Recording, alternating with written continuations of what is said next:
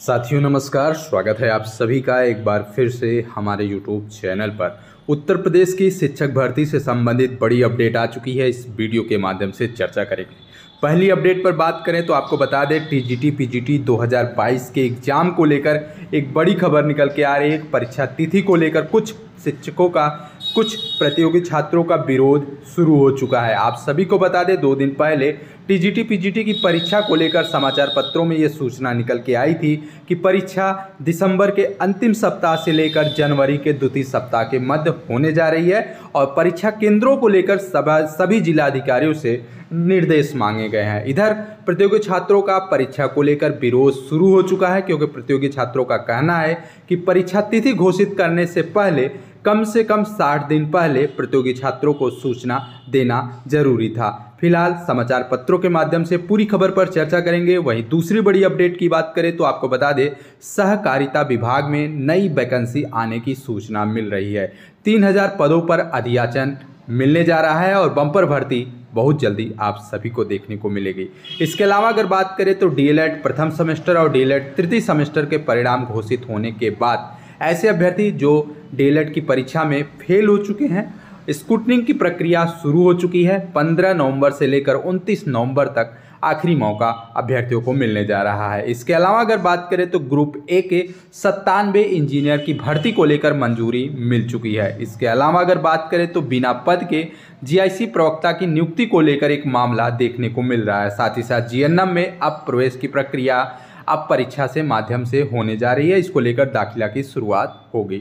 तो ये तमाम खबरें हैं, विस्तृत रूप से सभी खबरों पर हम नजर गाड़ेंगे। तो सबसे पहले आज की प्रमुख खबरों पर चर्चा करें तो आपको बता दें टीजीटी पीजीटी 2022 की परीक्षा को लेकर समाचार पत्रों में बड़ी अपडेट निकल के आई है। प्रतियोगी छात्रों के द्वारा शिक्षक भर्ती की परीक्षा में 60 दिन से कम समय होने पर विरोध दर्ज कराया जा रहा है। इलाहाबाद से बड़ी अपडेट है कि उच्चतर शिक्षा सेवा चयन आयोग की 1017 असिस्टेंट प्रोफेसर की भर्ती और माध्यमिक शिक्षा सेवा चयन बोर्ड की 4163 टीजीटी पीजीटी की लंबित भर्ती की परीक्षा दिसंबर के तृतीय सप्ताह से लेकर जनवरी 2025 के दूसरी सप्ताह तक कराने की तैयारी उत्तर प्रदेश शिक्षा सेवा चयन आयोग कर रहा है और इसके लिए सभी जिले के डीएम से परीक्षा केंद्रों की सूची मांगने जाने का जो पत्र है वो वायरल हो चुका है। उत्तर प्रदेश शिक्षा सेवा चयन बोर्ड के जो अध्यक्ष हैं प्रोफेसर कीर्ति पांडे के माध्यम से सभी जिलाधिकारियों को भेजा गया है। इस पत्र की जानकारी होने पर प्रतियोगी छात्रों ने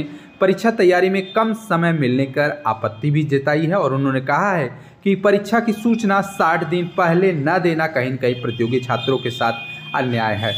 लंबित 3 शिक्षक भर्ती की परीक्षा की तैयारी करते हुए देखते हुए युवा मंच के जो प्रदेश अध्यक्ष हैं अनिल सिंह और प्रतियोगी छात्र मंडल के जो अध्यक्ष हैं शीतला प्रसाद ओझा ने शिक्षा सेवा चयन आयोग की कार्यप्रणाली पर प्रश्न उठाया है और उन्होंने कहा है कि शिक्षा सेवा चयन आयोग को कम से कम परीक्षा कराने से पहले 60 दिन पहले ये सूचना दे देनी चाहिए कि परीक्षा कब करानी है, क्योंकि ज़्यादातर प्रतियोगी छात्र सभी परीक्षाओं की तैयारी करते हैं।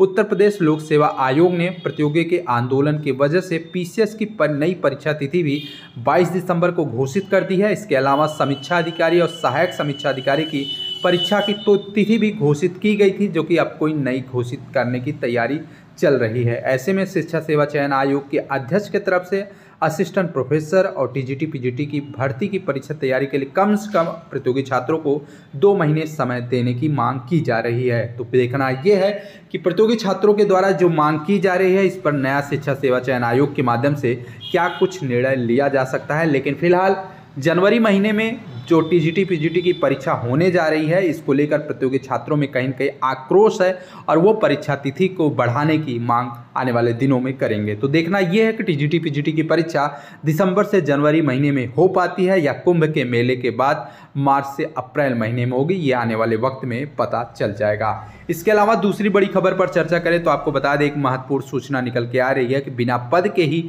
जीआईसी में प्रवक्ता की तैनाती कर दी गई है। राजकीय इंटर कॉलेज में नागरिक शास्त्र विषय के प्रवक्ता के पद को भरने का मामला निकल के आ रहा है। इसमें एक विषय के एक प्रवक्ता को यहां स्थानांतरित कर दिया गया है। ऐसे में पूर्व में बिना पद के जीआईसी में 2 प्रवक्ताओं की नियुक्ति हो चुकी है, जिससे शिक्षकों में आक्रोश व्याप्त है।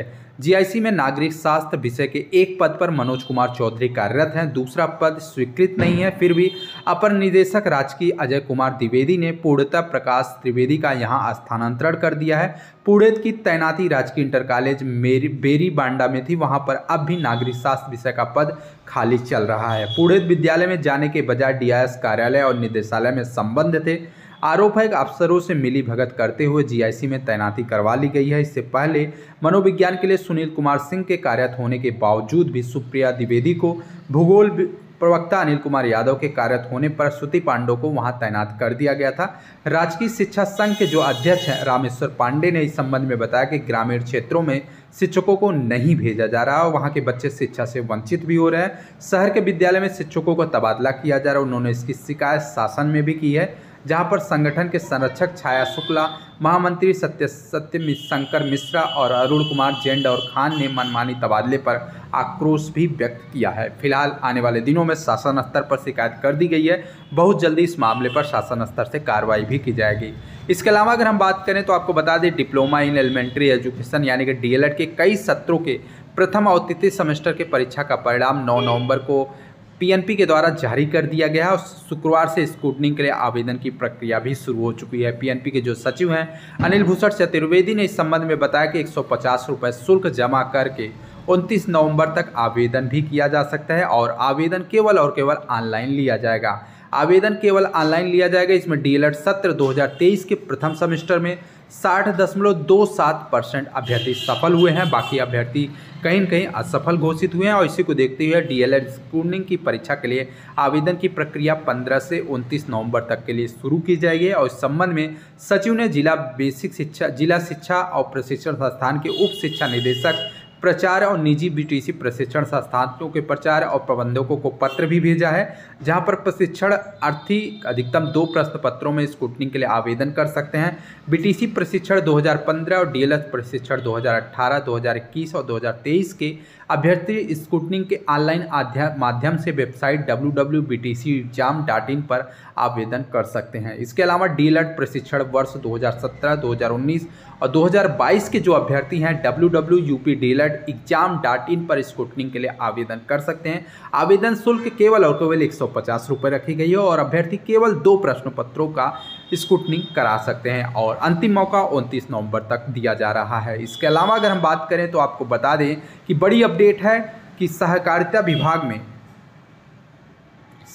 विभाग में 3000 पदों को लेकर विज्ञप्ति जारी होने की सूचना निकल के आई है और समाचार पत्रों के माध्यम से सूचना है कि सहकारिता विभाग ने विभाग की संस्थाओं में रिक्त पदों का ब्यौरा तलब कर दिया है। रिक्त पदों का ब्यौरा एकत्र होने पर भर्ती के संबंध में अधियाचन भेजा जाएगा और ये भर्ती बैंकिंग व्यक्तित्व चयन संस्थान IBVS के माध्यम से पूरी की जाएगी, जहां पर Uttar Pradesh co operative bank, Uttar Pradesh सहकारी ग्राम विकास बैंक और 50 जिला सहकारी बैंक के रिक्त पदों से ये भर्तियां पूरी की जाएगी। आपको बता दें रिक्तियों की ब्यौरा के लिए पत्र भेजा गया और सबसे अधिक लगभग 5000 रिक्त पद जिला सहकारी बैंक में खाली होने की सूचना मिल रही है। इसी क्रम में सहकारी बैंक केंद्रीय सेवा के अपर प्रबंध निदेशक ने सभी 50 जिला सहकारी बैंक के सचिव और मुख्य कार्यपालक अधिकारियों को इस संबंध में पत्र भी लिखा है, जिसमें आयुक्त और निबंधक सहकारिता और उत्तर प्रदेश शासन सहकारिता के अनुभाग 2 की अधिसूचना का हवाला देते हुए कहीं न कहीं रिक्त पदों का जानकारी भी मांगी गई है। और साथ ही साथ आपको बता दें कि एमडीएम ने जिला सहकारी बैंकों से निम्न सूचनाएं लिखित रूप में प्रस्तुत करने की भी बात कही है। पहला, संस्था के विभिन्न पदों पर सीधी भर्ती के कुल कितने पद खाली हैं और इस संबंध में अभी तक क्या किया गया है, क्या सेवा मंडल में इसका अधियाचन भेजा जा चुका है, यदि भेजा गया है तो भेजने की तिथि और वर्तमान प्रगति की स्थिति से अवगत कराया जाए। अगर नहीं भेजा गया तो क्यों नहीं भेजा गया, इस 5 बिंदुओं पर सूचना आयुक्त और निबंध सहकारिता को भेजने का निर्देश पारित कर दिया गया है। और आप सभी को बता दें कि सहकारिता में जितने भी रिक्त पद हैं उन रिक्त पदों पर जल्द ही विज्ञापन आपको आने वाले दिनों में देखने को मिलेगी। न्यूनतम की अगर बात करें तो 3000 पदों पर जल्द ही विज्ञापन आप सभी को देखने को मिल सकता है, क्योंकि सहकारिता विभाग ने विभाग की संस्थाओं में रिक्त पदों का ब्यौरा तलब किया है। इसके बाद भर्ती के संबंध में अधियाचन भेजा जाएगा और जितने भी पद खाली मिलेंगे सभी पदों पर आपको विज्ञापन आने वाले कुछ महीनों में देखने को मिल सकता है। सहकारी बैंक केंद्रीय सेवा के अपर प्रबंध निबंधक निदेशक ने सभी 50 जिला सहकारी बैंकों के सचिव, मुख्य कार्यपालक अधिकारियों से आयुक्त निबंध सहकारिता, शासन अधिकारिता और अनुभाग 2 की सूचनाओं का हवाला देते हुए सभी रिक्त पदों से संबंधित जानकारी मांगी है। तो सहकारिता विभाग के तहत 3000 कम से कम अधिकतम 5000 से अधिक पदों पर विज्ञापन आने वाले दिनों में आप सभी को देखने को मिल सकता है। इसके अलावा अगर बात करें तो बड़ी अपडेट ये भी निकल के आ रही है कि प्रदेश के निजी नर्सिंग और पैरामेडिकल कॉलेजों में चल रहे general nursing and midwifery GNM course में दाखिला अब प्रवेश परीक्षा के माध्यम से किया जाएगा। वर्ष 2025 और 2026 में मेरिट के जरिए दाखिला नहीं किया जाएगा। इसके लिए